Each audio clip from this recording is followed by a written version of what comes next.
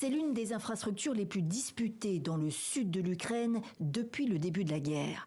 Le barrage hydroélectrique de Nova Kakhovka, sous contrôle russe depuis des mois, à cheval sur le fleuve Dniepr, est désormais en partie détruit.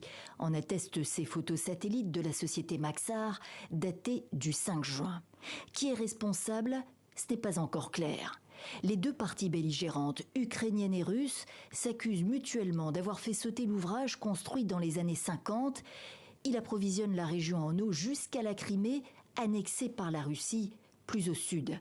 Première conséquence, les inondations. C'est déjà le cas à Nova Kakhovka, affirme à la télévision russe le maire installé par Moscou. On évacue les gens en aval.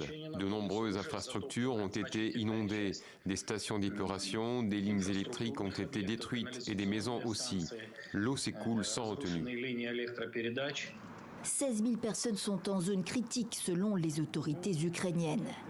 À Kherson même, les habitants scrutent le niveau du fleuve avec inquiétude. En contrebas, un homme consigne méthodiquement ses observations. Nous sommes le 6 juin 2023. Il est 10h30 à Kherson.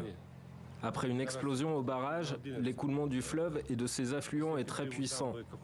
Il y a 1 mètre de plus là. J'espère que les choses ne vont pas s'aggraver. On est très près de la mer Noire et ça ne concerne que les gens de Kherson.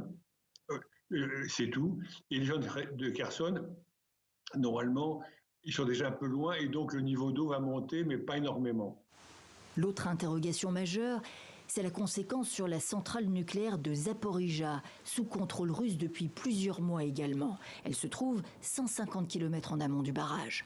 Pas de menace pour l'installation, assure la direction. Pas de danger nucléaire immédiat, estime pour sa part l'Agence internationale pour l'énergie atomique.